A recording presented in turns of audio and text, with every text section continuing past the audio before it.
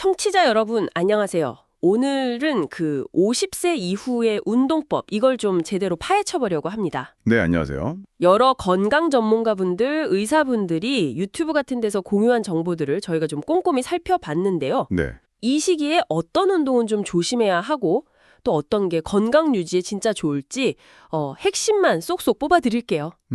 정말 중요한 주제죠. 정보는 너무 많은데 뭘 해야 할지 좀 막막하셨다면 오늘 이 시간이 좀 길잡이가 되어 드릴 겁니다. 자, 그럼 시작해 볼까요? 네, 좋습니다. 사실은 있잖아요. 우리 몸이 30대 중반부터 서서히 좀 변하기 시작해요. 아, 그렇죠. 네, 근육량이 자연스럽게 줄고 회복 속도도 예전 같지 않고요. 그래서 젊을 때 하던 방식 그대로 운동하면 이게 오히려 좀 해가 될 수 있거든요. 네, 부상 위험도 커지고요. 그렇죠. 오늘 이걸 통해서 어떻게 하면 안전하게 그러면서도 효과적으로 건강 관리할 수 있을지 한번 알아보겠습니다. 네, 그 근육량 감소, 이게 생각보다 진짜 중요한 문제더라고요. 맞습니다. 이게 그냥 뭐 힘 좀 약해지네 이 정도가 아니라 기초 대사량 있잖아요. 네네. 가만히 있어도 쓰는 에너지 이게 뚝 떨어지니까 그럼 자연스럽게 살이 찌기 쉬워지고. 그렇죠. 소위 말하는 나이살의 원인 중 하나죠. 맞아요. 그리고 복부 비만이나 당뇨 같은 성인병 위험도 확 커지는 거고요. 바로 그겁니다. 그리고 또 단순히 근육만 줄어드는 게 아니라 뭐랄까 관절이나 척추에는 이미 눈에 안 보이는 변화가 시작됐을 가능성이 커요. 아, 퇴행성 변화 같은 거요? 네, 그렇죠. 마모라든지 회복 능력도 예전 같지 않고요.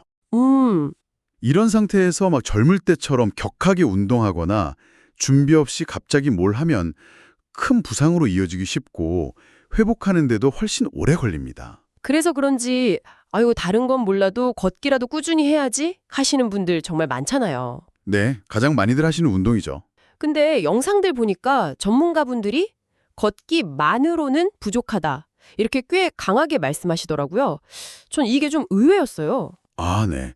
그게 좀 오해하기 쉬운 부분인데요. 걷기 자체가 나쁜 운동이라는 뜻은 절대 아니에요. 그렇죠. 좋은 운동이죠. 네, 훌륭한 유산소 운동인데 문제는 그것만으로는 충분하지 않다는 거죠. 영양으로 치면 편식 같은 거예요. 아, 편식. 비유가 딱이네요. 네, 예를 들어서 잘못된 자세로 계속 걷거나 너무 오래 걸으면 무릎 안쪽 힘줄에 염증 생기는 거, 거위발 건염이라고 하거든요. 아, 네. 들어본 것 같아요. 그런 문제가 생길 수도 있고 또 근력이 부족한 상태에서 걷다가 혹시 넘어지기라도 하면 아이고, 큰일 나죠. 골절 위험. 네, 골절 위험도 커지고요. 결정적으로는 걷기만으로는 근력량 감소를 막거나 늘리기가 좀 어렵습니다. 효과가 미미하죠. 그렇군요. 유산소는 되지만 근력은 안 채워진다. 그렇죠. 그럼 또 반대로 테니스나 뭐 등산, 마라톤, 아니면 축구, 배드민턴 이런 좀 격렬한 운동으로 스트레스 푸는 분들도 계시잖아요. 네, 활동적인 분들이 많죠. 근데 이것도 좀 매일같이 하거나 준비 없이 갑자기 막 시작하는 건 위험할 수 있겠네요. 그렇습니다. 물론 적절히 즐기면 좋지만 그 고강도라는 게 함정일 수 있어요. 함정이요? 네, 이런 운동은 순간적으로 몸 안에 활성산소, 그러니까 몸에 배기가스 같은 걸 확 만들어내거든요. 아, 노화의 주범이라는? 네, 이게 오히려 노화를 좀 촉진할 수 있고요. 심장이나 관절에도 부담이 큽니다.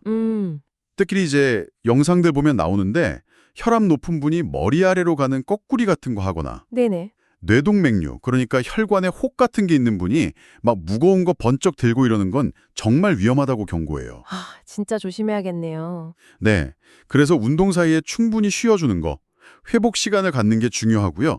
자기 몸 상태에 맞게 강도를 조절하는 게 필수입니다.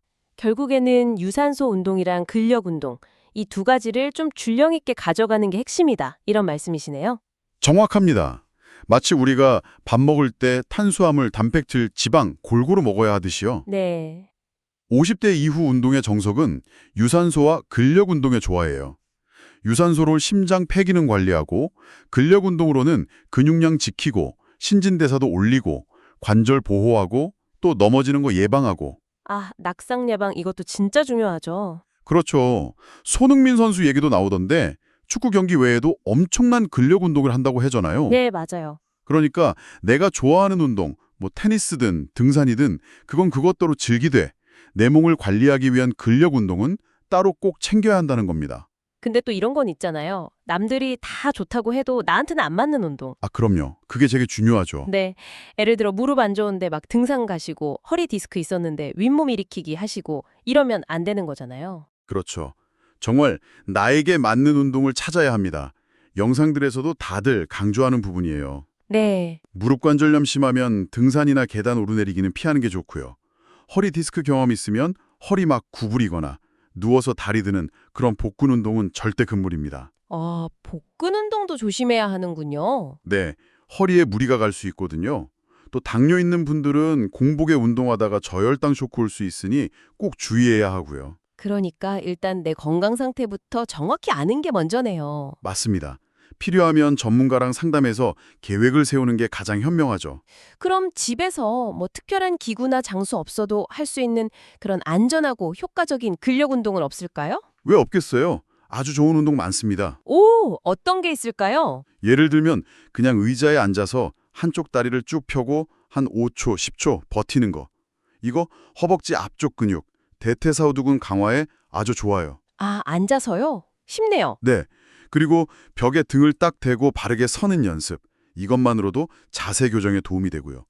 또 한 발로 서서 처음에 10초, 나중엔 1분 이렇게 버티는 거. 아, 균형 감각. 네, 균형 감각이랑 코어 근육 기르는데 아주 좋습니다. 가벼운 아령이나 탄력 밴드 같은 거 있으면 더 다양하게 할 수 있고요. 중요한 건 무게보다는 정확한 자세로 꾸준히 하는 거겠네요. 바로 그거죠. 무겁게 안 해도 돼요. 정확하게 꾸준히. 자, 그럼 오늘 이야기 핵심 다시 한번 좀 정리해 볼까요? 네, 첫째, 50세 이후에는 내 몸이 변했다는 걸 인정해야 한다. 근육 줄고 회복 느려지고 그래서 운동법도 바꿔야 한다. 그렇죠. 몸에 맞춰서. 둘째, 걷기만으로는 부족하다. 반드시 근력 운동을 같이 해야 한다. 네, 근력 운동 필수. 셋째, 갑자기 너무 센 운동은 피하자. 내 체력, 내 회복 속도 꼭 생각해야 하고요. 맞습니다. 과유불급이죠. 그리고 마지막으로 제일 중요한 거, 내 건강 상태, 혈압, 관절, 허리 상태 이런 거 다 따져서 나한테 맞는 운동을 고르는 지혜가 필요하다. 네, 그게 핵심입니다. 50세 이후의 운동은 기록 세우고 경쟁하는 게 아니잖아요. 그렇죠. 평생 꾸준히 할 수 있는 건강과 활력을 위한 현명한 투자다. 이렇게 생각하시면 좋을 것 같아요. 아, 현명한 투자. 좋은 말이네요. 네, 오늘 저희가 나눈 이야기들을 바탕으로 여러분의 일상에 즐거움과 건강을 함께 가져다 줄 수 있는 그런 안전한 활동들을 좀 꾸준히 찾아보시고 실천해 보시길 바랍니다. 맞아요. 시간이 없어서 나이 들어서 무슨 운동이야. 이런 생각은 이제 그만하시고 오늘 당장 진짜 벽에 기대서 바르게 서기 1분, 앉아서 다리 들기 10번 이런 작은 것부터 시작해 보시면 어떨까요? 아주 좋은 시작이죠. 네, 이 작은 시작이 분명 여러분의 활기찬 내일을 만드는 중요한 첫걸음이 될 겁니다. 오늘 저희와 함께한 시간이 여러분의 건강한 움직임에 조금이나마 보탬이 되었기를 바랍니다. 감사합니다. 네, 감사합니다. 건강하세요.